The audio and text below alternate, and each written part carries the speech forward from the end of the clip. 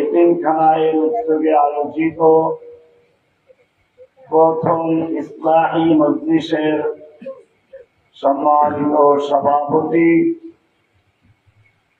হাজারাতে উলামায়ে কেরাম, অত্র এলাকার সর্বস্তরের সাথী ভাইয়েরা, পর্দার আড়ালে অবস্থানরত আমার মা ও বোনেরা, আল্লাহ সুবহানাহু ওয়া তাআলা এই পৃথিবীটাকে একটা মাহফিলের মঞ্চের মতো সাজিয়েছেন। মানব জাতিকে যখন সৃষ্টি করার জন্য পরিকল্পনা গ্রহণ করলেন, ফেরেশতাদের সামনে আলোচনা করলেন, ইন্নী জাইলুন ফিল আরদি খলিফা, আমি পৃথিবীতে আমার খলিফা, আমার প্রতিনিধি পাঠাতে চাই। এই আয়াত অনুযায়ী পৃথিবীতে আগমন করা প্রত্যেকটা মানুষ আল্লাহর খলিফা। সৃষ্টিগত ভাবে প্রত্যেকই খলিফা, প্রতিনিধি। কিন্তু এত যদি তাহলে শৃঙ্খলা রক্ষা থাকে। এজন্য কিছু লোককে নেতা বানাতে হবে নেতৃত্ব দেওয়ার জন্য, মানুষের নেতৃত্ব দেওয়ার জন্য কিছু লোককে বাছাই করতে হবে নেতৃত্ব দেওয়ার জন্য। আল্লাহ সুবহানাহু ওয়া তাআলা এই পৃথিবীতে ধর্মীয় এবং রাজনৈতিক নেতৃত্ব দেওয়ার জন্য যে নেতাদেরকে নির্বাচন করেছেন তারাই হচ্ছেন নবী এবং রাসূল। তারাই কি নবী রাসূল? কারা? এই পৃথিবীতে মানুষের পারিবারিক ব্যক্তি জীবন, পারিবারিক জীবন, সামাজিক জীবন, রাষ্ট্রীয় জীবন, আন্তর্জাতিক জীবন সহ সকল ক্ষেত্রে যাতে একটা শৃঙ্খলা রক্ষা থাকে, একটা নেতৃত্বের অধীনে চলতে পারে, সেজন্য নেতৃত্ব দেওয়ার জন্য আল্লাহ রাব্বুল আলামিন কিছু লোককে বাছাই করেছেন। কে বাছাই করেছেন? আল্লাহু ইয়াসতাফি মিনাল মালাইকাতি রুসুলাহু ওয়া মিনান নাস, মানুষের মধ্য থেকে, ফেরেশতাদের মধ্য থেকে রাসূল নির্বাচন করেন কে? আল্লাহ। আল্লাহু ইয়াসতাফি, আল্লাহ যে লোকগুলোকে নির্বাচন করেছেন, আল্লাহ নিজেই বলছেন, ওয়াজআলনাহুম আইম্মাতান ইয়াহদুনা বিআমরিনা, আমি সেই নবী রাসূলদেরকে ইমাম বানিয়েছি। ইমাম, নেতা। তারা শুধুমাত্র ধর্মীয় নেতৃত্ব দিবে তা না, তারা রাজনৈতিক নেতৃত্ব দিবে। আল্লাহ রাসূল সাল্লাল্লাহু আলাইহি ওয়াসাল্লাম ইরশাদ করেন, কানাত বানু ইসরাঈল তাসুসুহুমুল আম্বিয়া, বনি ইসরাঈলের রাজনৈতিক নেতৃত্ব, তাসুসুহুম সিয়াসা, রাজনৈতিক এবং ধর্মীয় নেতৃত্ব দিত বনি ইসরাঈলের নবী এবং রাসূল। কুল্লামা হালাকা নবিয়্যুন খালাফাহু নবিয়্যুন আখার, যখনই কোন একজন নবী মারা যেতেন তারপরে আরেকজন নবী তার জায়গায় আসতেন। আল্লাহ রাসূল সাল্লাল্লাহু আলাইহি ওয়াসাল্লাম বলছেন, ওয়া আনা খাতামুন নাবিয়্যিন লা নাবিয়্যা বা'দি, কিন্তু তাদের মধ্যে আমার সাথে পার্থক্য হচ্ছে, বনি ইসরাঈলের একজন নবী মারা গেলে তার জায়গায় আরেকজন রাসূল আসবেন, আমার পরে আর কোন রাসূল আসবেন না, আমি হচ্ছি সর্বশেষ।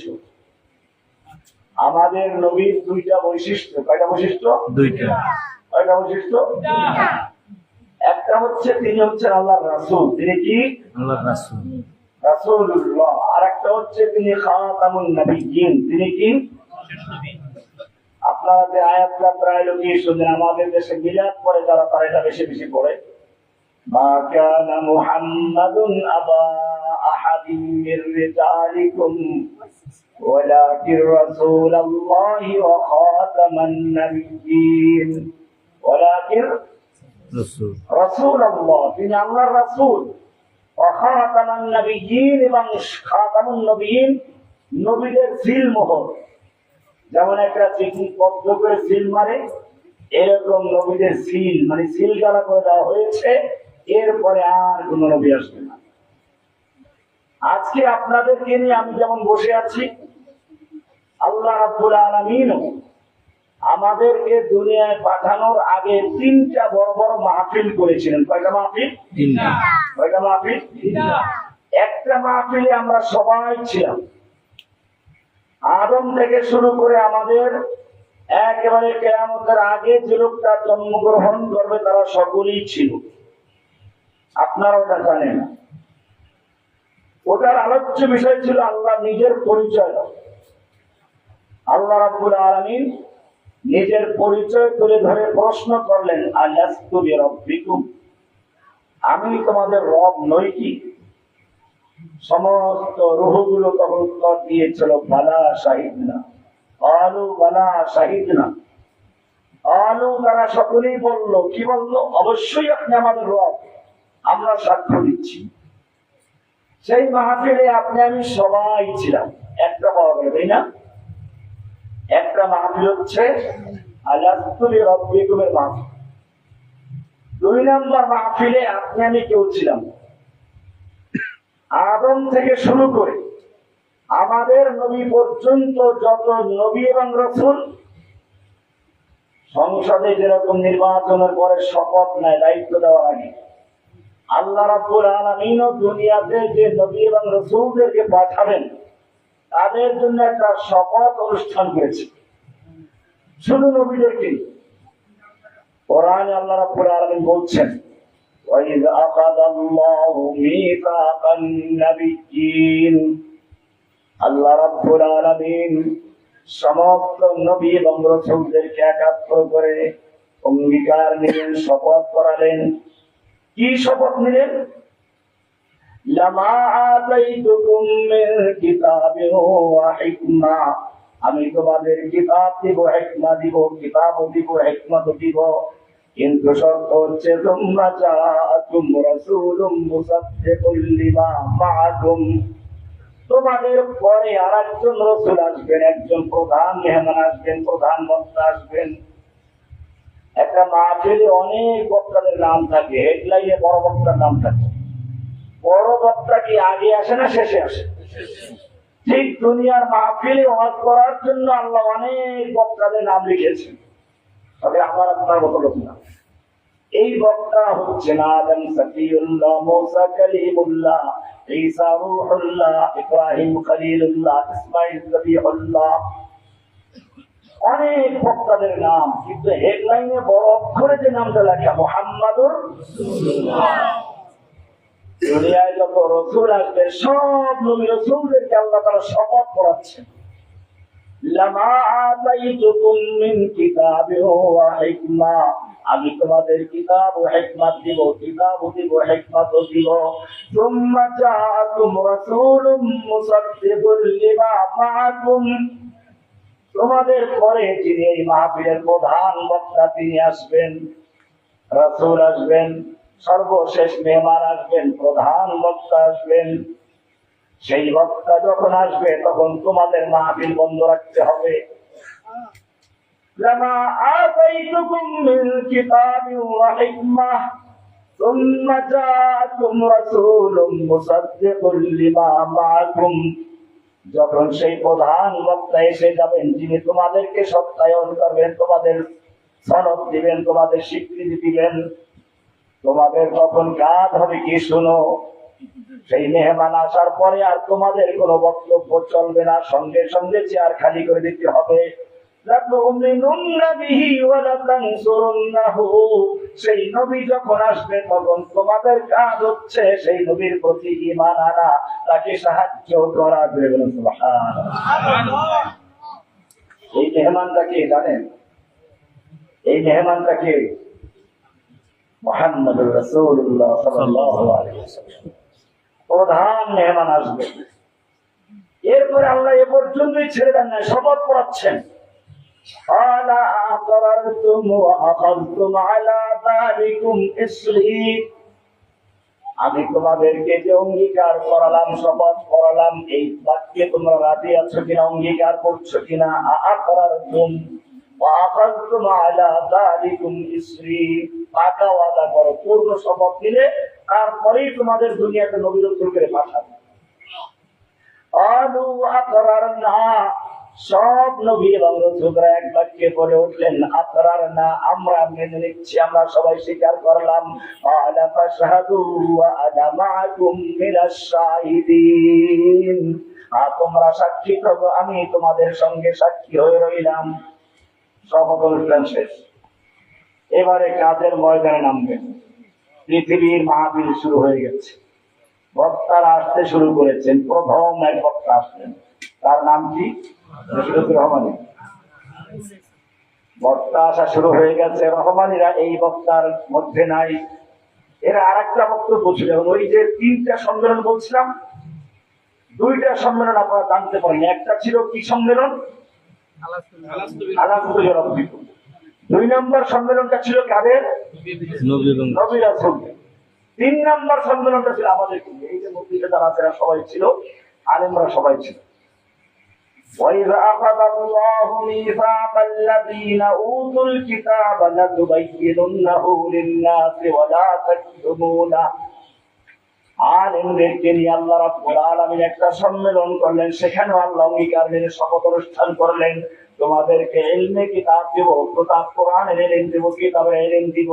কিন্তু শর্ত হচ্ছে সেই কিতাবের ইলমটা ঠিক মতো মানুষের কাছে পৌঁছাতে হবে, কোনো গোপন করতে পারবে না,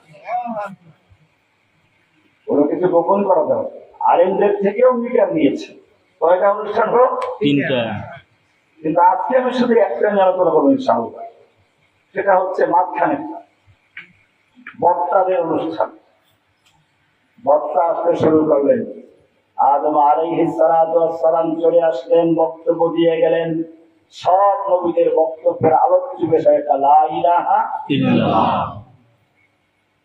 আস্তে আস্তে অনেক নবী এসে গেছে, অনেক বক্তা শেষ হয়ে গেছে, প্রধান বক্তার সময় কাছে এসে গেছে। প্রধান বক্তা মহাবিশ্বের জন্য তিনি রাসূল, মঞ্চটাও তো বড় হতে হবে। এজন্য একটা মঞ্চ তৈরি করা দরকার। কোন জায়গায়? একটা বাতি জ্বলবে গোটা বিশ্বের জন্য, পৃথিবীর মাঝখানে জ্বলাতে হবে, তাই না?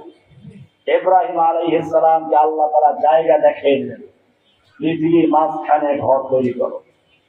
কোরআন বলছে وَإِذْ يَرْفَعُ إِبْرَاهِيمُ الْقَوَاعِدَ مِنَ الْبَيْتِ وَإِسْمَاعِيلُ, ইব্রাহিম আলাইহিস সালাতু ওয়াস সালাম নিজের পুত্র ইসমাঈলকে সাথে নিয়ে ঘর তৈরি করতে শুরু করলেন, খানায় কাবা নির্মাণ করতে শুরু করলেন। খানায় কাবা নির্মাণ করে অনেকগুলো দোয়া করেছিলেন, তার মধ্যে আমি 3টা দোয়ার কথা উল্লেখ করবো। কয়টা দোয়া? খুব ভালো করে শুনবে, এই 3টা দোয়া আমাদেরও দরকার। যেই কোনো কাজ করবে, যে মাদ্রাসা তৈরি হচ্ছে, যারা অর্থ দিয়ে, শ্রম দিয়ে, জমি দিয়ে সাহায্য করেছেন, তারা খুব ভালো করে শুনবেন। এটা ইব্রাহিম আলাইহিস সালাম খানায় কাবা নির্মাণ করে এই 3টা দোয়া একসাথে করলেন। রব্বানা তাকাব্বাল মিন্না ইন্নাকা আনতাস সামিউল আলিম। ও রব্বুল আলামিন, আমি তোমার মুখ জন্য ঘর তৈরি করেছি, তোমার জন্য মাদ্রাসা তৈরি করেছি, খানায় কাবা নির্মাণ করেছি। রব্বুল আলামিন, আমি যত মেহনত করেছি, পরিশ্রম করেছি, যদি তুমি কবুল না করো কোনো লাভ নেই। অনুগ্রহ করে তুমি আমার পক্ষ থেকে কবুল করে নাও। রব্বানা, বলেন, তাকাব্বাল মিন্না ইন্নাকা আনতাস সামিউল আলিম। বলেন,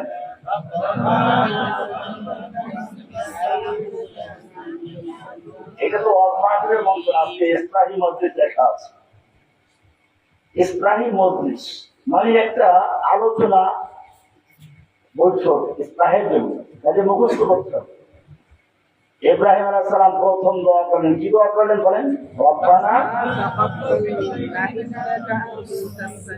আজকে এটা মুখস্থ করবেন। রব্বানা তাকাব্বাল মিন্না, রব্বানা, হে আমাদের রব, তাকাব্বাল মিন্না, আমাদের পক্ষ থেকে তুমি কবুল করে নাও। মাদ্রাসা তৈরি করলাম, মসজিদ তৈরি করলাম, তুমি কবুল না করলে তো কোনো লাভ নেই। ইন্নাকা আনতাস সামিউল আলিম, তুমি আমার মুখের ডাকটা তুমি শোনো আর আমার অন্তর অবস্থাও তুমি জানো। ইন্নাকা আনতাস সামিউল আলিম। এক নম্বর দোয়া শেষ, কবুল করার জন্য। দুই নম্বর, কবুল হলো প্রতিষ্ঠা, কিন্তু আপনি কবুল হলেন না, লাভ আছে কিছু? অনেক বাড়ির দরজায় টাকা আছে, মসজিদ তৈরি করে নিজের নামাজ পড়েন, আছে না এরকম?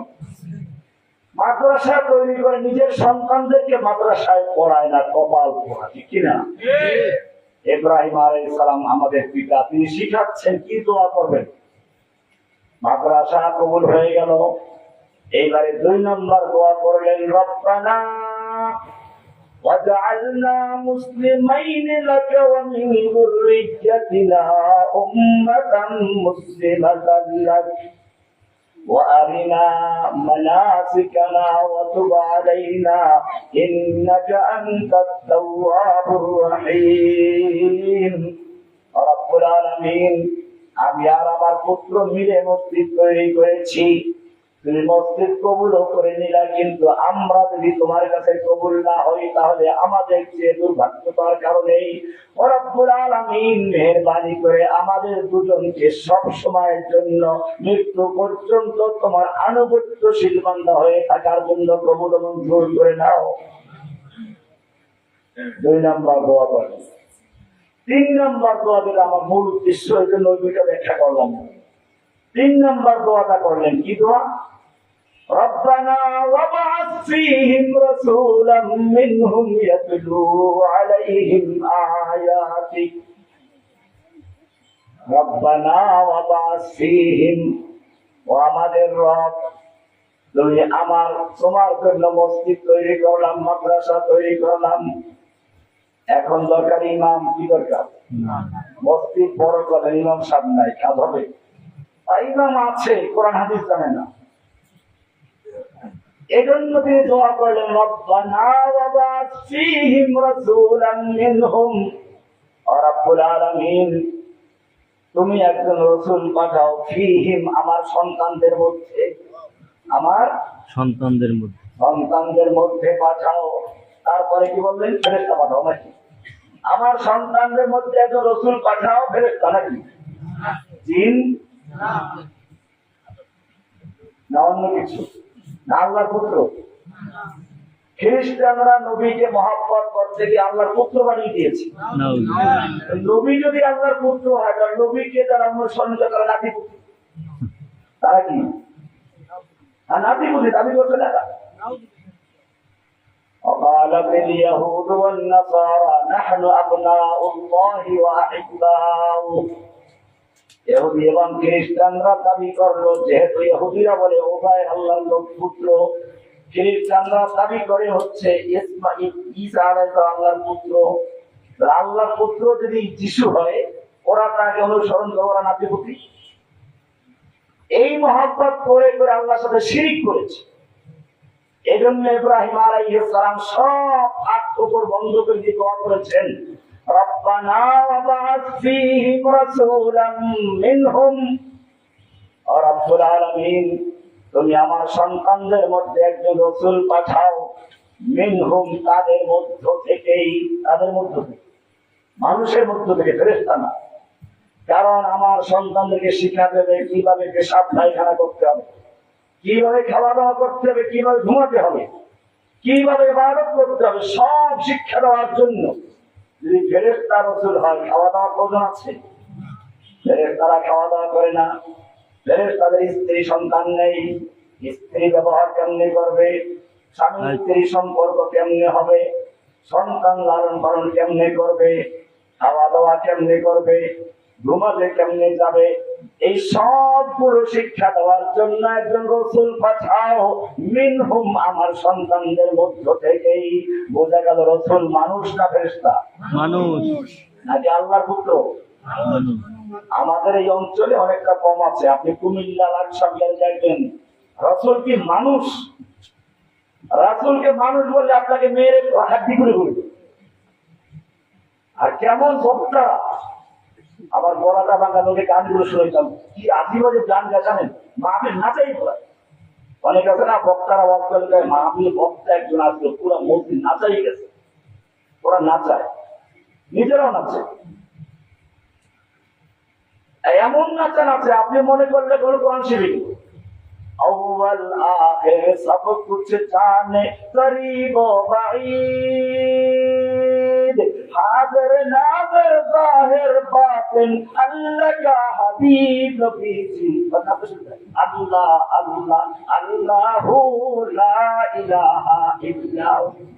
আমি তো আপনাদের নাচাই না, সেই সুরে বলেন আপনি সবাই, তবে একটা অংশ বলবেন, অর্থ হচ্ছে নাচতে শুরু করবেন। আউয়াল আখির মানে আদি অন্ত, জাহির বাতিন দৃশ্য অদৃশ্য সব কিছু জানে, সব কিছু জানে। আউয়াল আখির জাহির বাতিন, আউয়াল আখির সব কিছু জানে, সব কিছু জানে। আল্লাহ কা হাবিব নবী, আল্লাহর হাবিব সব জানে। আউয়াল আখির সব কিছু জানে কে? আল্লাহ। সব জানেন কে? আল্লাহ। স্ত্রীকেও ভালোবাসতে হবে, সন্তানকেও ভালোবাসতে হবে, বউকেও ভালোবাসতে হবে, মাকেও ভালোবাসতে হবে। বউকে মহব্বত করে মা ডাকবেন না, ডাকে কেউ? আর মাকে মহব্বত করে বউ ডাকে কেউ? মা তুমি আমার কাছে এত ভালো, তুমি একটা আমার বউ হবে এটা? বউকে যদি মা বলে জেহাদ হয়ে যাবে, মাসলাদের হইতে, তাহলে আমাদের পরিষ্কার হয়ে গেল আমরা অলিদেরকে মহব্বত করবো অলিদের জায়গায় রেখে। খবরদার, ইলমুল গায়ব অন্তরের খবর জানেন একমাত্র একজন, তিনি কে? আল্লাহ। না নবী রাসূল জানেন? নবী রাসূলদেরকে আল্লাহ তাআলা যতটুকু জানান ততটুকু জানে। বিষয়টা তোমরা ব্যাখ্যা দাও ভালো হবে, বুঝবেন না? আমাদের নবী সাল্লাল্লাহু আলাইহি ওয়াসাল্লাম বদরের যুদ্ধে গেলেন মাত্র 313 জন। ওদিকে আবু জাহেলের নেতৃত্বে কাফেরের সংখ্যা 1000 সশস্ত্র যোদ্ধা। সাহাবায়ে কেরাম রাতের বেলা আল্লাহর রাসূলের কাছে আবেদন করলেন যে দোয়া করুন। আল্লাহর রাসূল সাল্লাল্লাহু আলাইহি ওয়াসাল্লাম দোয়া করলেন। এক পর্যায়ে আবু বকর রাদিয়াল্লাহু তাআলা বললেন যে আপনি আর দোয়া করা লাগবে না, আল্লাহ আপনাকে বঞ্চিত করবেন না, দোয়া হয়ে গেল। আল্লাহর রাসূল সাল্লাল্লাহু আলাইহি ওয়াসাল্লাম পরে বললেন সাহাবীদেরকে, শোনো, আগামী দিন যুদ্ধের পরে দেখা আবু জাহেলের লাশ এখানে পড়ে আছে, উতবা সাহেবের লাশ এখানে পড়ে আছে, উমাইয়ার লাশ এখানে পড়ে থাকবে। পরের দিন যুদ্ধের পরে দেখা গেল আল্লাহর নবী লাঠি দিয়ে যেখানে খোঁচা মেরেছিলেন ওর থেকে এক চুল পরিমাণ বেশি হয়। এই তো গায়ের জানো, আগে বলে দিল না, আগাম খবর দিলেন, এবার উল্টো দিকে আসে। আল্লাহর রাসূল সাল্লাল্লাহু আলাইহি ওয়াসাল্লাম ইহুদীদেরকে ঘেরাও করে আছেন। এ সময় এক মহিলা আল্লাহর রাসূলকে খাসি ভুনা করে খাওয়া। আগে জেনে নিল আল্লাহর রাসূল কোন জায়গাটা বেশি পছন্দ করে, ওইখানে ভালো করে বিষ মিশিয়েছে, এরপরে বাকিগুলো মিশাইছে যাতে ওই জায়গাটা অন্য জায়গায় খাইলে কেমন হবে। আল্লাহর রাসূল সাল্লাল্লাহু আলাইহি ওয়াসাল্লাম কয়েকজন সাহাবী নিয়ে গেলেন, খাসির মাংস খাইলেন। 2 জন সাহাবী ওখানে সঙ্গে সঙ্গেই মারা গেছে। এর মধ্যে জিবরাইল এসে আল্লাহর রাসূলের গলা চেপে ধরে বললেন, আরাম করো, এতে বিষ আছে। প্রশ্ন হচ্ছে এই, একদিন আগে বদরের যুদ্ধে কে কে মারা যাবে, কাফের কোন জায়গায় পড়ে থাকবে সব বলে দিলেন, আর আপনার খাবারের মধ্যে বিষ মিশানো বলতে পারলেন না। কারণটা পরিষ্কার, ওই দিন আল্লাহ জানিয়ে দিয়েছেন তাই জেনেছেন, আজকে তো আল্লাহ জানানো নাই তাই জানি না। আপনার ক্লিয়ার? তাহলে এবারে বলিয়ে পরিষ্কার ঘরে করে বুঝবেন আকীদার বিষয়। আল্লাহ তাআলা আলিমুল গায়ব, সবকিছু জানেন, নিজের থেকে কারো জানানো ছাড়া, নিজের থেকে জেনে বুঝে সবকিছু জানেন কে? আল্লাহ। আর অন্য যত আছে নবী, রাসূল, ওলি, গাউস, কুতুব, জিন, ফেরেশতা যা বলেন সবাই জানে কখন? আল্লাহ জানাইলে পরে জানেন, না জানাইলে সেটা ক্লিয়ার। আরো একটা উদাহরণ দেয়, কারণ এটা জটিল বিষয়। এখন তো আপনাদের বিশ্বাস জিন হুজুর আছে গায়ের সাথে। আবার এখন অনেক রাজকাল বের হচ্ছে, বড় বড় আলেম বের হচ্ছে, কিতাব পড়া আলেম নাই, ভবিষ্যৎবাণী দেখেন, আমরা ইংরেজি দেখবেন ভবিষ্যৎবাণী করব, এই হয়ে যাচ্ছে, এটা হচ্ছে, ওটা হচ্ছে, মনে হয় যেন এলমেল গাইবে ঠিকাদারি নিয়ে বসে। ইউসুফ আলাইহিস সালাম কেনানের কুয়ায় অসহায় অবস্থায় আছেন। আর বাবার নাম কি? ইউসুফ আলাইহিস সালাম বাবার নাম কি? বনি ইসরাইলের একজন নবী, খালি নবী না, এই বনি ইসরাইল যে আমরা বলি এটা হচ্ছে ইয়াকুব আলাইহিস সালামের উপাধি।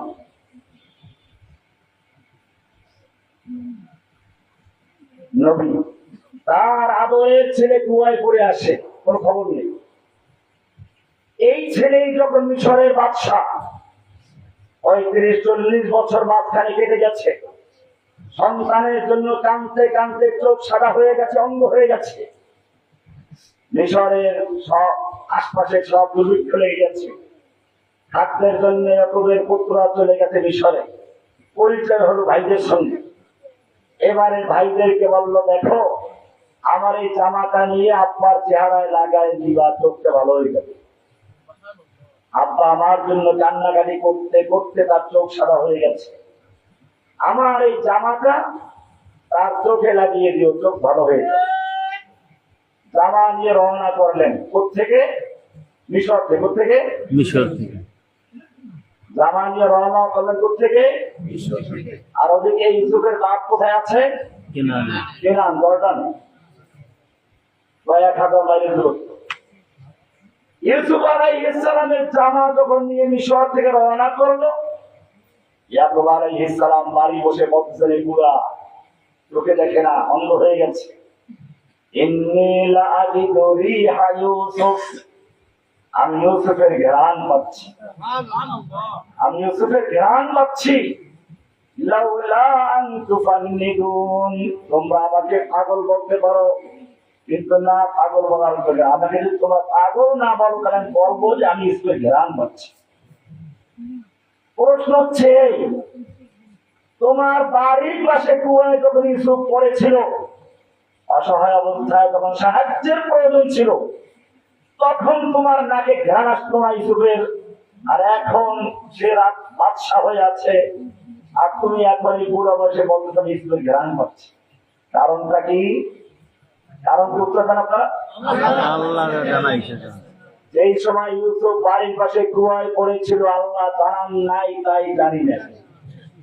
আর এখন মিশরের থেকে যখন রওনা হলো, তখন আল্লাহ ঘ্রাণ পাওয়ার জন্য তাই পাইছে।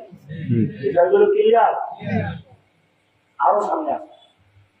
ওমর ইবনে খাত্তাব রাদিয়াল্লাহু তাআলা আনহু জুমার খুতবা দিচ্ছেন, হঠাৎ করে খুতবার মধ্যে বলে উঠলেন, ইয়া সারিয়া আল জাবাল, ইয়া সারিয়া আল জাবাল, ইয়া সারিয়া আল জাবাল। ও সারিয়া, খবরদার পাহাড়ের দিকে লক্ষ্য করো, পাহাড়ে থাকো, পাহাড় লক্ষ্য করো। সাহাবায়ে কেরাম জিজ্ঞেস করলেন জুমার পরে, আমিরুল মুমিনিন আজকে খুতবায় আপনি কি বললেন, আগে পরের সাথে কোনো মিল নেই, সারিয়া পাহাড়ে থাকো। বললেন, দেখো এখান থেকে অনেক দূরে সারিয়ার নেতৃত্বে একজন লোকের নাম, ওনার নেতৃত্বে যুদ্ধ চলছিল, যুদ্ধে ওনারা পাহাড়ে, দুশমন নিচে পরাজিত হয়েছে। দুশমনরা পরাজিত হয়ে ময়দান ছেড়ে চলে যায় নাই, পাহাড়ের নিচে উঠতে বসে আছে। আমি এখান থেকে কমান্ড দিলাম যাতে করে তারা সতর্কতার সাথে নামে। আপনার এই আওয়াজ কি তাদের কানে পৌঁছেছে? ওমর ইবনে খাত্তাব বললেন, আশা করি পৌঁছেছে, আসতে জিজ্ঞেস করুন। মদিনার লোকের অপেক্ষায় আছে কবে ওই বাহিনী ফেরত আসবে। যেই মদিনায় খবর আসলো সারিয়ার বাহিনী যুদ্ধে শেষে মদিনায় ফিরে আসছে, সবাই দৌড়ে গেলে আগে বলো, শুক্রবার দিন জুমার সময় ওমরের একটা নির্দেশ দিয়েছিল, তোমরা সেটা শুনতে পেয়েছিলে কিনা? সারিয়া রাদিয়াল্লাহু তাআলা আনহু এবং তার সঙ্গীগণ বললেন, আল্লাহর কসম, মসজিদে নববীতে বসে, তার সামনে বসে, ওমরের সামনে বসে ওমরের আওয়াজ আমরা যত স্পষ্ট শুনি, তার চেয়েও অনেক স্পষ্ট ভাবে তার কণ্ঠের আওয়াজ শুনেছি, এবং আমরা সে অনুযায়ী কাজ করে বিজয় দেশে চলে এসেছি। আওয়াজ শুনি। এখন আপনাদের জিজ্ঞেস করি, আপনারা কি জানেন ওমর রাদিয়াল্লাহু তাআলা আনহু শহীদ হলেন কেমনে? একটা হাদিস শোনাই, এটা শুনে রাখেন। ওমর রাদিয়াল্লাহু তাআলা আনহু একদিন বসে আছেন সাহাবায়ে কেরামদের নিয়ে, উনি জিজ্ঞেস করলেন, তোমাদের মধ্যে এমন কে আছো যে ফিতনা সম্পর্কে হাদিসগুলো জানো? হুযায়ফা রাদিয়াল্লাহু তাআলা আনহু বললেন, আমি আছি। বলো। উনি বলা শুরু করলেন, ফিতনাতুর রাজুল ফি মালিহি, ফিতনাতুর রাজুল ফি আহলিহি। এই সন্তান দিয়ে পরীক্ষা হবে, স্ত্রী সন্তান দিয়ে পরীক্ষা হবে, মাও দিয়ে পরীক্ষা হবে। ওমর বললেন, আমি এই ফিতনা নিয়ে জিজ্ঞেস করি নাই, আমি তোমাকে এই ফিতনা সম্পর্কে জিজ্ঞেস করছি না, আমি তো তোমাকে জিজ্ঞেস করছি ওই ফিতনা সম্পর্কে। তামুজ কামাউজিল বাহর, সমুদ্রের ঢেউ যেরকম একের পর এক আছে পরে একের আসতেই থাকে আর থামে না, এরকম ফিতনা, যেই ফিতনা একের পর এক আসতে থাকবে আর থামবে না, ওই ফিতনা সম্পর্কে জিজ্ঞেস করছি। তখন হুযায়ফা বললেন, ইয়া আমিরুল মুমিনিন, মা লাকা ওয়া মা লানা, আপনার তো এটা নিয়ে জানার কোনো দরকার নেই, আপনার কি প্রয়োজন তা নিয়ে জানার, আপনার সাথে ওটা সম্পর্ক কি? আপনার মাঝে এবং ওই ফিতনার মাঝে একটা শক্ত দেয়াল আছে, শক্ত দরজা আছে। শক্ত কি আছে? শক্ত দরজা আছে।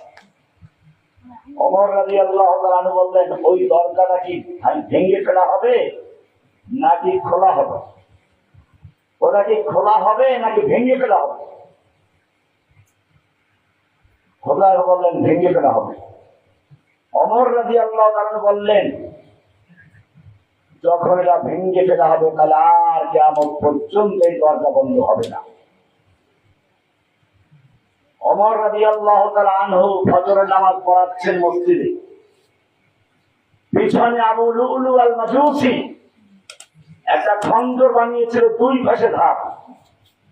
তখন তিনি সেজদায় গেলেন, খঞ্জরটা পিঠে মারলো, বুক চিরে বের হয়ে চলে গেছে।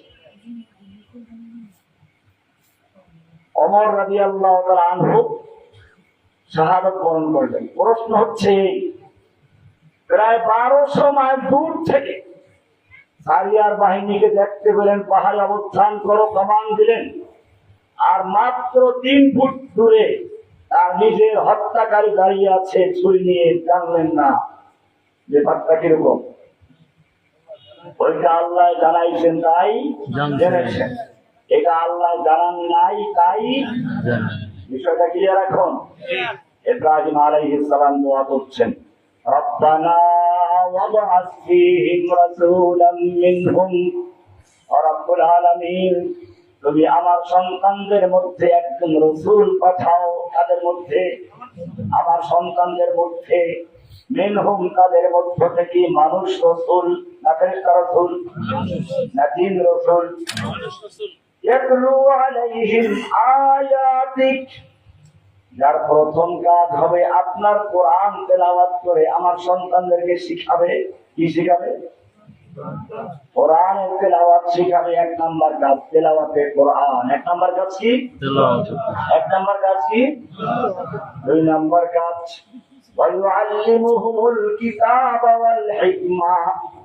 2 নাম্বার কাজ হলো কিতাবের তালিম দিবেন। কি করবেন? 3 নাম্বার কাজ হলো ওয়াল হিকমা, হিকমাতের তালিম দিবেন। 4 নাম্বার কাজ হলো ওয়ায়ুযাক্কিহিম, তাদের আত্মাকে পরিচ্ছন্ন করবেন, পরিশুদ্ধ করবেন। কয়টা হলো? 1 নাম্বার তেলাওয়াতে কোরআন করেন। 1 নাম্বার কি? 2 নাম্বার তালিমে কিতাব। 2 নাম্বার কি? 3 নাম্বার তালিমে হিকমা। 3 নাম্বার কি? 4 নাম্বার তাজকিয়া। 4 নাম্বার কি? তাজকিয়া। কয়টা হলো? 4টা। কেউ বলতে পারবেন? ওদিক থেকে আপনারা এমনি করবেন। 4টা কাজ। কয়টা কাজ? কি কি? 1 নাম্বার তেলাওয়াতে কিতাব, 2 নাম্বার তালিমে কিতাব, 3 নাম্বার তালিমে হিকমা, 4 নাম্বার তাজকিয়া, পরিচ্ছন্ন। একটু উল্টো হয়ে গেল না? বুঝলেন না? ইব্রাহিমের দোয়ার মধ্যে একটু উল্টো হয়ে গেল। কৃষক যখন খেতে চারা লাগায়, আগে লাগাইয়া তারপরে ওই আগাছা ফরগাছা ঘাস ঘুষ বাঁচে নাকি বাছাই করে পরিষ্কার করে তারপর লাগায়? কোনটা? আগে বাছাই করতে। একটা পুরাতন বিল্ডিং এ রং করতে গেলে মানুষ কি করে? আগে পুরাতন রংটা ঘষে মেজে ধুয়ে মুছে পরিষ্কার করে তারপর নতুন রং করে, ঠিক কিনা? তাজকিয়া হচ্ছে পরিষ্কার করা। মনের ভিতরে খাজা বাবা বসে আছে, হয়তো না? একটা চায়ের কাপে যদি আপনি পানি ঢালতে চান, আগে কি করতে হয়? পরিষ্কার। খালি করতে হবে না? একটা চা ঠান্ডা আছে ভরা, আপনি ওটা ফেলে দিয়ে তারপরে নতুন গরম করে দিতে পারবেন। ওটা না ফেলে না যাবে। একটা পুরাতন দেয়ালে রং করতে গেলে আগে পুরাতন রং ঘষে মেজে ধুয়ে মুছে পরিষ্কার করতে হবে। ঠিক এরকম ভাবে তাজকিয়া মানে হচ্ছে মনের ভিতরে আল্লাহ ছাড়া যত রকমের লোক আছে, খাজা বাবা, গাজা বাবা, ল্যাংচা বাবা, দরজাওয়ালা, দুর্গাওয়ালা, মাজারওয়ালা, ভণ্ড বাবা, আপনার অনেক সবাই করতে হবে না? আমি বসাইবেন কাকে? আল্লাহ। না, এটা আপনি সারা জীবন করেছেন, জানেন কি? লা মানে নেই, লা মানে কি? নেই। ইলাহ মানে কোন মাহবুব যার আনুগত্য করা যায়, পূজা করা যায়, হুকুম মানা যায়। লা ইলাহা হচ্ছে ঘোষণা মাজা করা। লা ইলাহার তলোয়ার দিয়ে এমন ঘোষণা মারতে হবে অন্তরে যত কিছু আছে সব উৎখাত করে পরিষ্কার পরিচ্ছন্ন করে শুধু একজনকে বসাবে, ইল্লাল্লাহ। কাকে? আল্লাহ।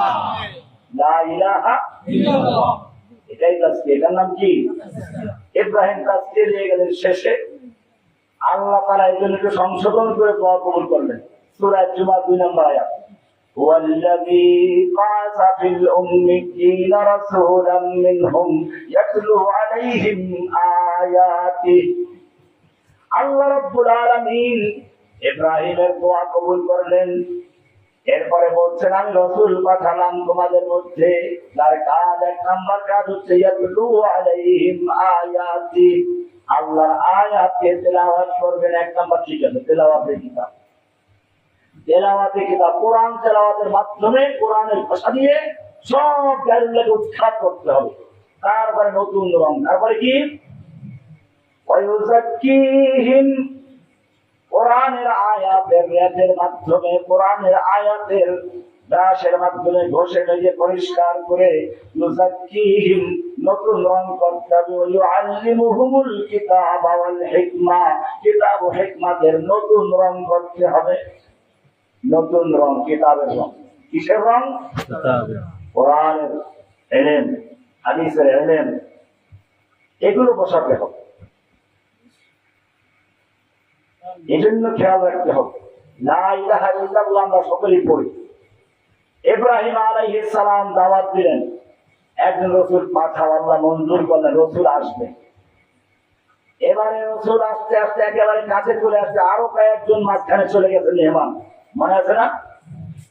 এবারে আমাদের মেহমান, যিনি প্রধান মেহমান, তার আগের বক্তা আসছেন, এবারে বিশেষ বক্তা হযরত ঈসা আলাইহিস সালাম। তিনি তার উম্মতকে এবারে পরিষ্কার জানিয়ে দিলেন, ইয়া বনী ইসরাঈল ইন্নী রাসূলুল্লাহি ইলাইকুম মুসাদ্দিকান লিমা বাইনা ইয়াদাইয়া মিনাত তাওরাত। ও বনী ইসরাঈল, ভালো করে শুনে রেখো, আমি আমার পূর্বে তাওরাত নাযিল হয়েছিল, যে কিতাব মুসার প্রতি যে নাযিল কিতাব নাযিল হয়েছিল, আমি সেই কিতাবকে সত্য বলে স্বীকৃতি দিচ্ছি। আর শোনো, আমার পরে একজন আসবেন, অমুবাশশিরাম বিরাসূলিন ইয়াতি মিন বা'দ ইসমুহু আহমদ, আমার পরে একজন রাসূল আসবে, আমার পরে একজন রাসূল আসবে। অমুবাশশিরান, সুসংবাদ দিচ্ছি। কার সম্পর্কে? বিরাসূল, একজন রাসূল সম্পর্কে। ইয়াতি মিন বাদি, যিনি আমার পরে আসবেন। ইসমুহু আহমদ, তার নাম হবে আহমদ। তার নাম কি? আহমদ। আমাদের নবীজির নাম আসমানে আহমদ। আসমানে কি? আহমদ। আমাদের নবীজির নাম আসমানে কি? আহমদ। জমিনে কি? মুহাম্মদ। জমিনে কি? মুহাম্মদ। মুহাম্মদ। আহমদ মানে হচ্ছে সর্বাধিক প্রশংসাকারী। আহমদ মানে কি? আল্লাহ হচ্ছেন প্রশংসিত, বাকি সবাই আল্লাহর প্রশংসা করে, ওগুলো আল্লাহর কাছে পৌঁছে। আল্লাহর কাছে যে মানুষ বা যত মাখলুক আছে, সমস্ত মাখলুকের মধ্যে সবচেয়ে আল্লাহর প্রশংসা যে বেশি করতে পারে তার নাম হচ্ছে আহমদ। তার নাম কি? আহমদ। তার মানে হচ্ছে আসমানের দরজা ভেদ করে আরশ পর্যন্ত যত মাখলুকাতের প্রশংসা আছে, সব প্রশংসা একত্র করে যা হবে, তার যে সবচেয়ে বেশি প্রশংসা আমার নবী করেছে আল্লাহ। এই জন্য আমার নবীর নাম মানে কি? আহমদ। আহমদ। দুনিয়াতে মুহাম্মদ, দুনিয়াতে কি? মুহাম্মদ। বলেন না, দুনিয়াতে কি? মুহাম্মদ। মুহাম্মদ। মুহাম্মদ মানে প্রশংসিত। দুনিয়াতে অনেক মানুষের প্রশংসা করা হয়, সমস্ত প্রশংসা একত্র করলে আমার নবীর সমতুল্য হতে পারে না। সবচেয়ে বেশি প্রশংসিত কে? আমার নবী। এই জন্য মুহাম্মদ। আপনারা আরবি পড়েছেন ছোটবেলা, আলিফ খালি বার নিচে এক নোক্তা, অক্ষর কয় রকম? দুই রকম। কয় রকম? আরবি অক্ষর কয় রকম? কিছু নোক্তাওয়ালা, কিছু আছে নোক্তা ছাড়া। মুহাম্মদ আহমদ দুইটা নাম লিখতে যতগুলো অক্ষর আছে গেছিলাম বরিশাল থাকতে, ওই যে কালিজিরা নাকি একটা বিশেষ দোকানে কতগুলো বন্ধ ফকির আসতো, মেয়ে লোকের মতো চুল। আমি জিজ্ঞেস করলাম তোদের মাথায় এরকম চুল কেন? রাসূল সাল্লাল্লাহু আলাইহি ওয়াসাল্লামের চুল তো ছিল কাপ পর্যন্ত, ওদের তো পিঠ পর্যন্ত চলে গেছে, আলিফের মাথায় চুল আছে, এটা নিয়ে আপনার প্রশ্ন নাই? আমি বললাম ভালো হয়েছে। আমি ওই যে ওখানে তারা প্রশাসনের লোকজন ছিল, ডিসিএস ছিল তখন ইয়ং বসে, আমি বললাম যে স্পেশালিস্টরা ভালো করে সুন্দর এবং কি বলছে? ও বলছে আলিফের মাথায় চুল আছে, বাবরি আছে, আপনার আই প্রশ্ন নাই। আমি কিন্তু এটা ভালো করে রেকর্ড করে রাখতেছি। এরপরে এটা বলবো আলিফের মাথায় বাবরি আছে, চুল আছে, নিচে লোকটা নাই। আলিফ খালি বার নিচে এক নোক্তা, বার নিচে নোক্তা আছে, আলিফে নোক্তা নাই। যার মাথায় চুল আছে লম্বা, তার নিচে নোক্তা নাই। ওদেরকে এখন দেখতে হবে নোক্তা দিয়ে নোক্তাটা কেটে ফেলে দিতে হবে। ওদের তো নিচে দুই নোক্তা আছে,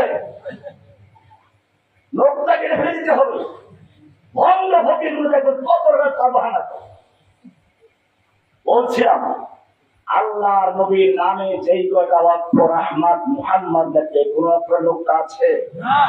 আল্লাহ রাব্বুল আলামিন জানিয়ে দিলেন আমার নবীর নাম লিখতে গিয়ে যতগুলো অক্ষর, কোন অক্ষরে যেমন কালো ফোঁটা নেই, কোন নোক্তা নেই, আমার নবীর চরিত্রের মধ্যে কোন কালো ফোঁটা নেই, কালো নোক্তা নেই। ইন্নাকা লাআলা খুলুকিন আযীম। সনদ দিয়েছেন কে? আল্লাহ। না কোন চেয়ারম্যান। চেয়ারম্যান নিজের চরিত্রের কোন খবর নাই, চারিত্রিক সার্টিফিকেট দেয় না? চারিত্রিক সার্টিফিকেট দিয়ে দেয়। রাস্তা যত কম ইট বালু সিমেন্ট সব চেয়ারম্যানের কাছে, অবশ্য আপনাদের চেয়ারম্যান না, সব ওই চেয়ারম্যানের কাজের ভিতরে। এ আবার আরেকজন চারিত্রিক সার্টিফিকেট। আপনার আমার নবীর চারিত্রিক সার্টিফিকেট দিয়েছেন কে? আল্লাহ।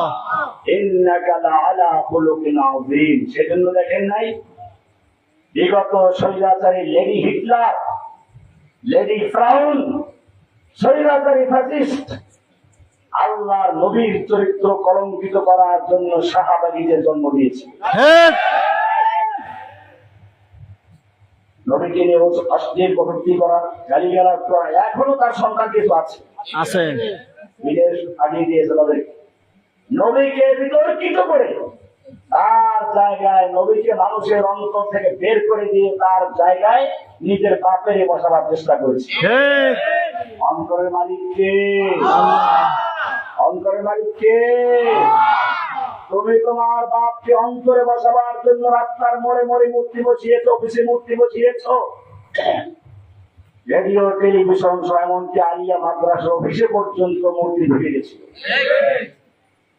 কিন্তু তুমি তো মানুষের অন্তরে তোমার বাবার মূর্তি বসাবার জন্য হাজার চক্রান্ত করেছ, ষড়যন্ত্র করেছ, রাসূলকে বিতর্কিত করার জন্য সাহাবাগীদেরকে তৈরি করেছ। কিন্তু আল্লাহ রাব্বুল আলামিন অন্তরের মালিক তোমার বাবার বিরুদ্ধে এমন ঘৃণা, এমন ক্ষোভ তৈরি করে দিয়েছেন, সারা দেশের মূর্তি এমনি ভাঙতে গেলে 1 বছর সময় লাগতো, সব মূর্তি একদিনে ভেঙে চুরমার করে দিল, যেটা ভাঙলে সম্ভব হয় নাই। ক্রেন লাগিয়ে তারপর দুমড়ে মুচে টেনে এসে ভেঙে চুরমার। কে মালিক? আল্লাহ। আল্লাহ নবীর চরিত্র নিয়ে কথা, আল্লাহ নবীর সনদ দিয়েছেন কে? আল্লাহ। ইন্নাকা লাআলা খুলুকিন আযীম। হে নবী, নিশ্চয়ই আপনি মহান চরিত্রের উপরে অধিষ্ঠিত, প্রতিষ্ঠিত। এজন্য খেয়াল রাখবেন, বাংলাদেশে যখন আল্লাহ নবীকে কটূক্তি করা হলো, তখন একদল মানুষ আল্লাহ নবীর দ্বারা সঠিক আসে নবীর দুশ্মনদেরকে তারা দুনিয়াতে বিদায় করে দিয়েছে। দোষ পড়লো আমার মাথায়, এরা একটু আমার লোক, আমাকে জেনে ঢুকিয়ে, কারণ আমি বলেছিলাম আপনি নাকি তোমার বাপকে যদি কেউ গালি দেয়, প্রথমবার গালি দিলে 14 বছর সাজা, আইন করে নাই করছে। ওর বাপের গালি দিলে 14 বছর সাজা, দ্বিতীয়বার গালি দিলে যাবজ্জীবন সাজা। আমি বলেছিলাম তোমার কাছে তোমার বাবার মহব্বত থাকবে, এটাই স্বাভাবিক, কিন্তু জেনে রাখো তোমার কাছে তোমার বাবার যে মহব্বত ভালোবাসা শ্রদ্ধা রয়েছে, আমি একজন মুসলিম হিসেবে আমার নবীর ভালোবাসা নবীর মহব্বত তার যে 1,00,000 কোটি গুণ বেশি রয়েছে। তোমার বাপকে গালি দিয়ে তুমি সাজা রেখেছ প্রথমবারে 14 বছর, তারপরে যাবজ্জীবন। আর আমার নবীকে যদি কেউ গালিগালাজ করে তুচ্ছ-তাচ্ছিল্য করে, তাদেরকে আদরের মতো তুলে নেওয়ার মতো বিদেশ পাঠিয়ে দিয়ে নিরাপত্তা দান করো। জেনে রাখো যদি তুমি তাদের নিরাপত্তা দিতে চাও, আল্লাহর জমিনে তাদের থাকার কোনো সুযোগ নেই। এটা ছিল আমার একটা বন্ধুরা, এটা বই লিখেছিলেন, যারা জানেন তার কথা। এই জালিম তার সোনার ছেলেদেরকে কেউ কেউ মেরে ফেলেছে, তা সব মুসলমান বাপ। হেফাজত করার মালিক কে? কত অত্যাচার আমি সেগুলো আর বলতে পারছি না। যে বিষয়টা আলোচনা করছিলাম, আল্লাহর নবীর নাম আসমানে কি? আহমদ। আসমানে কি? জমিনে কি? ঈসা আলাইহিস সালাম বলছেন ইয়াতি মিন বাদ ইসমুহু আহমদ, আমার পরে একজন নবী আসবেন যার নাম হবে কি? আহমদ। মুহাম্মদ, আহমদ, কি সুন্দর নাম, বলতে গেলে ঠোঁটে ঠোঁট মিলে যায়, ঠিক কিনা বলেন তো? মুহাম্মদ, মুহাম্মদ, আবার বলেন মুহাম্মদ, আবার বলেন মুহাম্মদ, বলতে গেলে ঠোঁট গুলো মিলে যায়। আল্লাহ রাব্বুল আলামিন জানিয়ে দিলেন যে এই নবীর নাম মুখে বলতে গেলে ঠোঁটের সঙ্গে ঠোঁট মিলে যায়। সেই নবীর চরিত্র, নবীর আদর্শ যদি কোন জাতি তাদের ব্যক্তি জীবনে, পারিবারিক জীবনে, রাষ্ট্রীয় জীবনে, আন্তর্জাতিক জীবনে সব জায়গায়। এবারে মেহমান চলে আসলেন, সর্বশেষ বক্তা, প্রধান বক্তা দুনিয়ায় চলে আসলেন, এসে ঘোষণা করলেন কি? ইন্নী রাসূলুল্লাহি ইলাইকুম জামিআ, ও পৃথিবীর মানুষ শুনে রাখো, মহাবিশ্বের মহা সৃষ্টি সমস্ত মাখলুকাতকে আল্লাহ তাআলা জানিয়ে দিলেন, হে নবী আপনি জানিয়ে দিন, ইন্নী রাসূলুল্লাহি ইলাইকুম জামিআ, আমি গোটা বিশ্বের জন্য তোমাদের সকলের প্রতি রাসূল হিসেবে আগমন করেছি, আমি সকলের নবী, সকলের নবী। আল্লাহ তাআলা আরো সনদ দিয়ে দিলেন, ওমা আরসালনাকা ইল্লা কাফাতাল লিন-নাস, ওমা আরসালনাকা ইল্লা রাহমাতাল লিল আলামিন, আমি আপনাকে গোটা বিশ্ববাসীর জন্য রহমত স্বরূপ প্রেরণ করেছি। সেই নবী দুনিয়াতে আসলেন, কাজ শুরু করে দিলেন, সাফা পাহাড়কে ডাক দিলেন, তাওহীদের দাওয়াত দিলেন, লা ইলাহা ইল্লাল্লাহ। প্রথম 3 বছর গোপনে, কত 3 বছর গোপনে।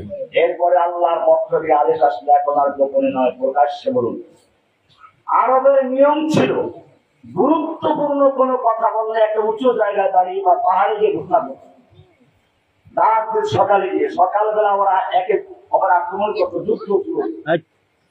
আল্লাহ রাসূল সকালে গিয়ে সাফা পাহাড়ে উঠলেন, জোরে ডাক দিলেন, ইয়া বনি হাশিম, ইয়া বনি মুত্তালিব, ইয়া বনি ফাহল, কুরাইশের বিভিন্ন গোত্রের নাম ধরে ধরে ডাকলেন, সকালবেলার ডাক এমনি বিপজ্জনক। এরপরে ডাকটা সাধারণ কারণ, এটা ওই যুবকের ডাক যে 40 বছর পর্যন্ত মক্কায় আছে, কোন সময় ধোঁকাবাজি করে না, মিথ্যা কথা বলে না, প্রতারণা করে না, কোন ফাজলামি করে না, চাঁদাবাজি করে না, মাস্তানি করে না। সেই যুবকের ডাক, যেই যুবককে সকলেই আল আমিন হিসাবে জানে। সব নেতারা জড়ো হয়ে গেল, নিশ্চয়ই কোনো বড় খবর আছে। যেই নেতা আসতে পারলো না, সে নিজের পক্ষ থেকে প্রতিনিধি পাঠাইলো, সব নেতারা জড়ো হয়ে গেল। এবারে আল্লাহর নবী জিজ্ঞেস করেন, ও মক্কার নেতারা শুনো, আজকে যদি আমি তোমাদেরকে বলি এই পাহাড়ের অপর প্রান্তে একটা বড় শত্রু বাহিনী সেনাবল, সে বিশ্বাস করবো, কারণ মা জাররাবনা কাতাদিবান কত্তু, আপনার থেকে আমরা কখনো মিথ্যা শোনার অভিজ্ঞতা অর্জন করি নাই, মিথ্যা আপনি বলেন।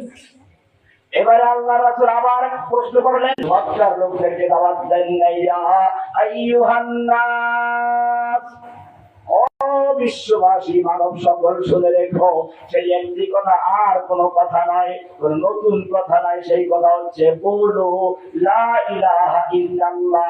আদম আলাইহিস সালাম বলেছিলেন লা ইলাহা ইল্লাল্লাহ, কিন্তু এক মুহূর্ত আগে পুরো মসজিদ যেখানে নবীর পক্ষে ছিল, শোনার জন্য আগ্রহ ছিল, সবাই যেখানে আল আমিন বলে স্বীকৃতি দিল, এক মুহূর্তের মধ্যে মসজিদটা বন্ধ হয়ে গেল। আবু লাহাব দাঁড়িয়ে দুহাত উঁচু করে মারতে তেড়ে আসলো, আবু জাহেল গালিগালাজ শুরু করলো। আবু লাহাব বলে উঠলো, তাব্বাল্লাকা সাইরাল ইয়াউম, তোর গোটা জীবন ধ্বংস হোক, আলিহাদা জামাআতানা, তুই কি আমাদের জন্য জমা করেছিস, আমাদের সময় নষ্ট করেছিস, আমরা মনে করেছিলাম কি যেন বলবি, এই সময়ের জন্য জমা করেছ। পুরা মসজিদটা লন্ডভন্ড করে দিল। একটা লোক নবীর পক্ষে কথা বলার মতো নেই। শুধু এ পর্যন্তই না, বলে দিল কি, আইন্না লাতারিকু আলিহাতিনা লিশাইরিন মাজনুন, আমরা কি আমাদের সব দেবদেবীকে বর্জন করব। একটা পাগল কবির কথায় গালি শুরু হয়ে গেল। পাগলও বলল, গালিও দিল। আবার অন্য জায়গায় বলছে সাইরিন কাসাব, যত দাওয়াত মারছে, দাওয়াতের স্পিড বাড়ছে, গালির সংখ্যাও বাড়ছে। আমাদের কিতাব আছে, কিতাবুল ঈমান, ওখানে দেখবেন লেখা আছে দাওয়াতের সংখ্যা যত বাড়ছে গালির সংখ্যা ততটুকু হয়েছে। এইভাবে আল্লাহ নবী দাওয়াত দিলেন। কি দাওয়াত ছিল? মক্কার কুফাররা বুঝতে পেরেছে এই লা ইলাহা মানে সাধারণ কিছু না। এই লা ইলাহার দুইটা অংশ রয়েছে। লা ইলাহা বলে বর্জন করো, ইল্লাল্লাহ বলে গ্রহণ করো। লা ইলাহা বলে খালি করো, ইল্লাল্লাহ বলে পূরণ করো। লা ইলাহা বলে পরিষ্কার করো, জঙ্গল পরিষ্কার করো, ইল্লাল্লাহ বলে নতুন চারা লাগাও। লা ইলাহা মানে পরিষ্কার করা। কয়টা অংশ? দুইটা। লা ইলাহা মানে কি? সব বর্জন করা। আল্লাহ ছাড়া যত গায়রুল্লাহ আছে, যারা আইন তৈরি করে, তাদেরকে বর্জন করো। লা ইলাহা, কোন আইন দাতা নাই, বিধান দাতা নাই। ইল্লাল্লাহ মানে আইন চলবে কার? লা ইলাহা মানে হচ্ছে কোন আদালত চলবে না। ইল্লাল্লাহ মানে চলবে একমাত্র কার হুকুমে? কোরআন পরিষ্কার করে জানিয়ে দিয়েছে, আলাম তারা ইলাল্লাযীনা ইয়াযুমুনা আন্নাহুম আমানু বিমা উনজিলা ইলাইকা ওয়া মা উনজিলা মিন ক্বাবলিক يريدون أن يتحاكموا إلى الطاغوت وقد أمروا أن يكفروا به ويريد الشيطان أن يضلهم ضلالا بعيدا। হে নবী, আপনি কি ওই সমস্ত লোকদেরকে দেখেন না? ওই বাংলাদেশি লোকেরাও সে একই কথা বলে, আমান্না বিমা উনজিলা ইলাইকা ওয়া মা উনজিলা মিন ক্বাবলিক। হে নবী, আপনার প্রতি যত কিতাব নাযিল হয়েছে কোরআন বিশ্বাস করি, আপনার আগের যত কিতাব আছে সব বিশ্বাস করি, এই দাবি তারা করে। কিন্তু যখন তাদেরকে বলা হয় তাহলে এই কিতাবগুলি বিশ্বাস করো, এই কিতাব দিয়ে তোমার নবী আদালত চালিয়েছেন, সংসদ চালিয়েছেন, দেশ চালিয়েছেন, আবু বকর ওমর এই কোরআন দিয়ে শাসন করেছেন, তোমরাও সেই কোরআন দিয়ে শাসন করো। আল্লাহ বলছেন, ইউরিদুনা আইয়াতাহাকামু ইলা তাগুত, তারা তখন আল্লাহর কালামকে পানি করা দেওয়ার জন্য মঞ্জুর করে। বাইতুল মুকাররমের খতিব মুফতি আব্দুল মালিক সাহেব বলেছিলেন যে বাইতুল মুকাররম জাতীয় মসজিদের খতিবের কাছে পানি পড়ার জন্য আছে, জাতীয় সমস্যা নিয়ে কেউ আসে না। ভূত ছাড়াবার জন্য হয়তো আসে, দিন ছাড়াবার জন্য আসে, নইলে ছেলের একটা নাম রাখার জন্য আসে, নইলে নাম কেউ রেখে দিয়েছে অর্থ জানার জন্য হুজুরের কাছে আসে। এই তো আল্লাহ বলছেন, আলাম তারা ইলাল্লাযীনা ইয়াযুমুনা আন্নাহুম আমানু বিমা উনজিলা ইলাইকা ওয়া মা উনজিলা মিন ক্বাবলিক। হে নবী, আপনি কি ওই সমস্ত লোকদেরকে দেখেননি? ইয়াযুমুনা, যারা দাবি করে, জাম করে, ইয়াযুমুনা দাবি করে, আন্নাহুম আমানু বিমা উনজিলা ইলাইকা, তারা ঈমান দিচ্ছে আপনার প্রতি নাযিলকৃত কিতাবের উপরে, ওয়া মা উনজিলা মিন ক্বাবলিকা, আপনার পূর্বে যত কিতাব নাযিল হয়েছে সবগুলো পরিমাণ নিচ্ছে। কিন্তু যখন তাদেরকে বলা হয় তাহলে কোরআন দিয়ে দেশ চালাও, আদালত চালাও, সংসার চালাও। তারা বলে ইউরিদুনা আইয়াতাহাকামু ইলা তাগুত, তারা আল্লাহর আইন বাদ দিয়ে তাগুতের আইন দিয়ে বিচার করে। তাগুত কারা? আল্লাহর আইন বাতিল করে যারা আইন তৈরি করে তারা তাগুত। আল্লাহর আইন বাদ দিয়ে যারা মানব রচিত আইনে বিচার করে তারা তাগুত। আল্লাহ বলতে তাগুতের কাছে বিচার নিয়ে যেতে চায়। ওয়ায়ুরিদু শাওকাদ উমিরু আইয়াকফুরু বিহি, তাদেরকে বলা হয়েছিল তাগুতকে বর্জন করার জন্য, কিন্তু তারা তাগুতকে বর্জন করে না, বরং আল্লাহকে বর্জন করেছে। আল্লাহর কালাম মসজিদে ঢুকিয়ে দিয়েছে, ওরা আল্লাহকে আদালত থেকে বের করে দিয়েছে, সংসদ থেকে বের করে দিয়েছে, ব্যাংকের থেকে বের করে দিয়েছে, সব জায়গা থেকে বের করে আল্লাহকে শুধু মসজিদে ঢুকিয়ে দিয়েছে। মসজিদে গেলে আল্লাহর গুণ চলে, বাইরে গেলে কোরআনের সূরা নিসার 59 নম্বর আয়াত পড়লাম, এবার 60 নম্বর আয়াতটা আরো মজার আয়াত। আল্লাহ বলছেন وَإِذَا قِيلَ لَهُمْ تَعَالَوْا إِلَى مَا أَنزَلَ اللَّهُ وَإِلَى الرَّسُولِ, এই লোকগুলো কিন্তু মুখে দাবি করে আমরা কিতাব মানি, কোরআন মানি, পূর্বের কিতাব মানি, আপনারটাও মানি, সব মানি, কিন্তু যখন বলা হয় তাহলে আসো, وَإِذَا قِيلَ لَهُمْ تَعَالَوْا إِلَى مَا أَنزَلَ اللَّهُ, আল্লাহ যেই কিতাব নাযিল করেছেন সেই কিতাব দিয়ে তোমরা বিচার ফয়সালা করো, এই কিতাব দিয়ে দেশ চালাও। ওয়াইলা রাসূল, যেই রাসূলের জন্ম মাসে মিলাদ শুরু হয়ে গেছে, জশ্নে জুলুস কি করছো আর মিষ্টি বি খাচ্ছ, সব কিছু করো, ঠিক আছে, অংশগ্রহণ খাইতে থাকো, রাসূলের নামে মিলাদ করো, রাসূলের নামে মিষ্টি খাওয়া আমার আপত্তি নাই। কিন্তু এই রাসূল যেই কোরআন দিয়ে দেশ চালিয়েছেন, রাসূল যেই আইন দিয়ে দেশ চালিয়েছেন, এই আইনটা দিয়ে রাসূলের আদর্শ দিয়ে দেশ চালাও, এই কথা যখন বলা হয়, আল্লাহ বলছেন রাআইতাল মুনাফিকিনা ইয়াসুদ্দুনা আনকা সুদুদা, আপনি ওই মুনাফিকগুলোকে দেখবেন। কাদেরকে দেখবেন? মুনাফিক। কে বলেছেন? আল্লাহ। কি বলেছেন? কি বলেছেন? বলেন নাই। কোরআন খুলে দেখুন, সূরা নিসা 4 নম্বর সূরার 60 নম্বর আয়াত। রাআইতাল মুনাফিকিনা, আপনি মুনাফিকগুলোকে দেখবেন, ইয়াসুদ্দুনা আনকা সুদুদা, আস্তে এই কথা শুনলে ধাক্কা ঘুরাইয়া তারা অন্যদিক চলে যায়, আর মনে মনে করে কোরআন দিয়ে দেশ চলতে পারে না।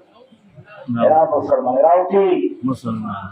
এবারে আল্লাহ তাআলা বলছেন সূরা নিসার 65 নম্বর আয়াত পরে, 2-3 আয়াত পরে, فَلَا وَرَبِّكَ لَا يُؤْمِنُونَ حَتَّى يُحَكِّمُوكَ فِيمَا شَجَرَ بَيْنَهُمْ, না, ওই লোকগুলো যতই নিজেদেরকে ঈমানদার দাবি করুক, যতই মুসলমান দাবি করুক, فَلَا وَرَبِّكَ لَا يُؤْمِنُونَ, না, আপনার রবের কসম, আল্লাহ কসম করে বলছেন, না, ওরা আপনার রবের কসম, ওরা মুমিন নয়।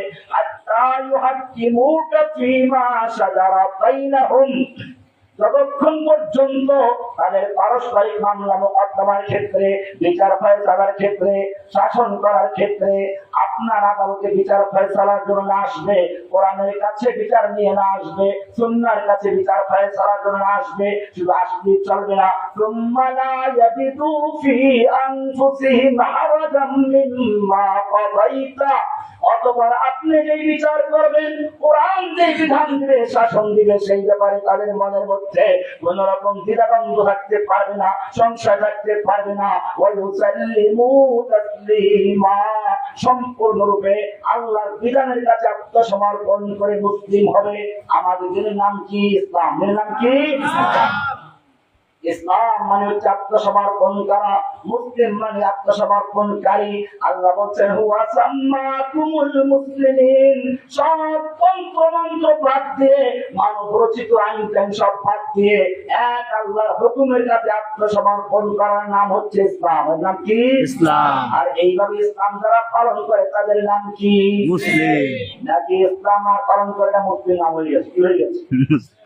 ঠিক আছে, এই যে আপনারা পয়সা খরচ করে মুর্দারের নামে খাওয়ান, দোয়া করে খাওয়ান না, ওখানে লেখা রাখবেন মুর্দারের নামে দোয়া করে, অজিফা করে, তার বিনিময়ে খাওয়া দাওয়া, পয়সা নেওয়া সম্পূর্ণ হারাম।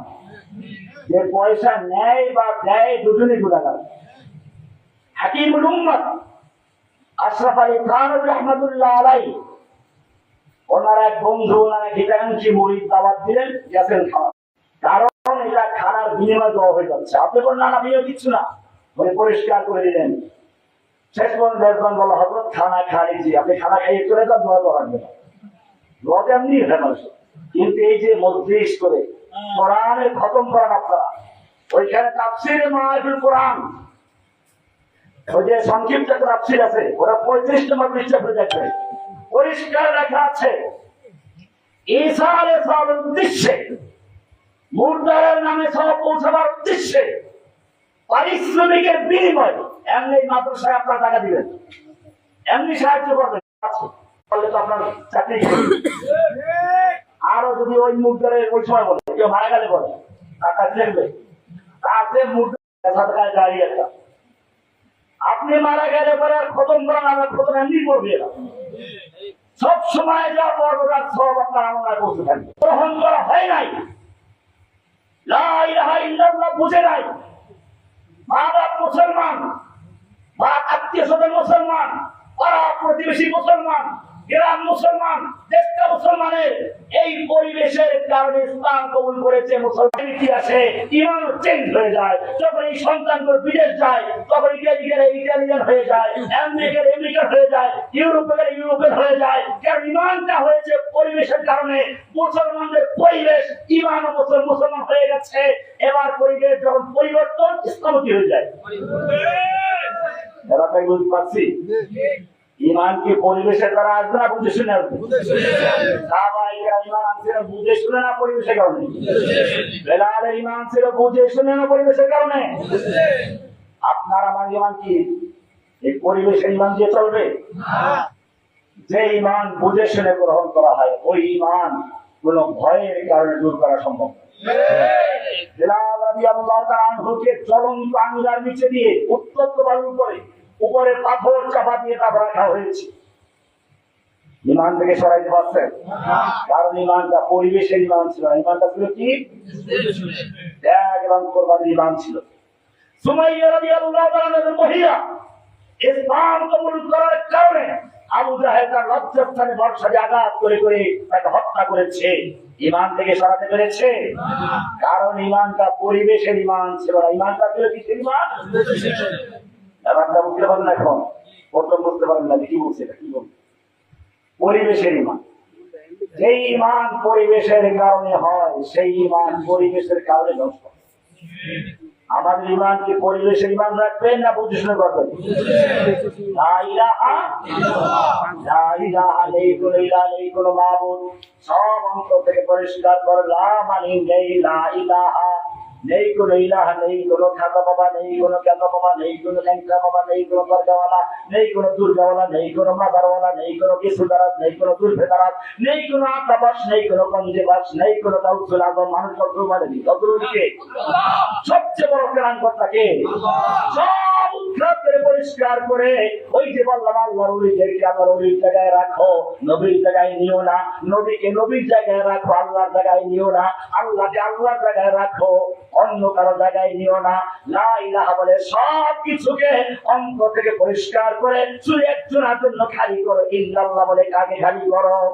লা ইলাহা মানে নফি, ইল্লাল্লাহ মানে ইসবাত, লা ইলাহা মানে তাহলিয়া খালি করা, ইল্লাল্লাহ মানে তাহলিয়া মানে পূরণ করা।